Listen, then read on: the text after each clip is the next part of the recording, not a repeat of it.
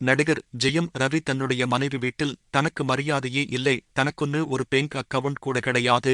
ஆரம்பத்தில் நன்றாக போய்க் கொண்டிருந்த எங்களுடைய திருமண வாழ்க்கையில் பிறகு நான் வேலைக்காரரை விட மோசமாக நடத்தப்பட்டேன் என்று எமோஷனலாக பேசியிருக்கிறார். இந்த நிலையில் நடிகர் விக்ரம் ஜெயம் ரவியின் நிலைமை குறித்து ஏற்கனவே பேசிய பேட்டி ஒன்று இணையத்தில் வைரலாகி வருகிறது. ஜெயம் ரவி இப்போது அவருடைய விவாகரத்து விஷயத்தை வெளிப்படையாக போட்டு உடைத்ததுதான் பெரிய அளவில் பேசும் பொருளாக மாறியிருக்கிறது. தான் விவாகரத்து செய்யப் போகிறேன், அது தன்னை சார்ந்தவர்களுக்கு நல்லது, அதனால்தான் இந்த முடிவு எடுத்தேன் என்று ஜெயம் ரவி அறிவித்திருந்தார். அதைத் தொடர்ந்து அவருடைய மனைவி விவாகரத்து முடிவு ஜெயம் ரவி உடையது.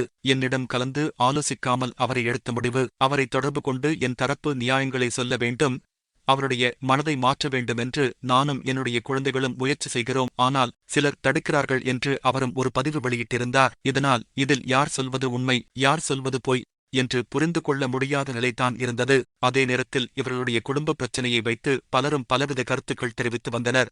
இந்த நிலையில் நேற்று முன்தினம் அவர் பேசிய பேட்டி ஒன்றும் இணையத்தில் வைரலாகி வருகிறது. அதில் முதல் 10 வருடங்கள் எங்களுடைய காதல் வாழ்க்கை நன்றாக தான் போய்க் கொண்டிருந்தது. ஆனால் கடந்த 3 வருடங்களாக என்னை அந்த வீட்டில் யாரும் மதிக்கவில்லை. என்னுடைய மனைவி அவருடைய அம்மாவின் புரொடக்ஷனில் என்னை வருடத்திற்கு ஒரு படமாவது நடிங்க என்று சொல்கிறார். நான் அவருடைய புரொடக்ஷனில் நடித்தால் அவர்கள் என்னிடம் நஷ்ட கணக்கு காட்டுகிறார்கள்.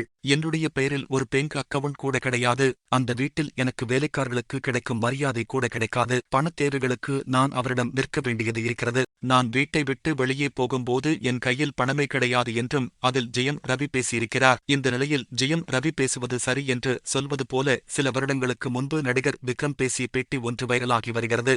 அதில் நான் எப்போதும் கையில் பர்ஸ் வைத்திருக்க மாட்டேன், தேவைப்படும் போதுதான் என்னுடைய அசிஸ்டன்ட் கிட்ட வாங்கிக்குவேன். நானும் ஜெயம் ரவியும் வெளிநாடுகளுக்கு எப்போதாவது பார்ட்டிக்கு போகும்போது ஏதாவது பணம் தேவைப்படுகிறது என்றால் ஜெயம் ரவியிடம் மச்சான் பைசா இருக்கா என்று கேட்பேன். ஆனால் அதற்கு அவர் என்கிட்ட இல்லண்ணா என்று சொல்லி தன் மனைவியிடம் இருந்து வாங்கிக் கொடுப்பார் என்று விருது வாங்கும் நிகழ்ச்சியில் விளையாட்டாக விக்ரம் பேசியிருக்கிறார். இதை அப்போது யாரும் பெரிதாக எடுத்துக் கொள்ளவில்லை என்றாலும் இப்போது ஜெயம் ரவியின் நிலைமை இதுதானா? அதனால்தான் மனுஷன் எவ்வளவு வருத்தத்தோடு விவாகரத்து முடிவு எடுத்திருக்கிறாரா என்று பலரும் கருத்து தெரிவித்து வருகிறார்கள்.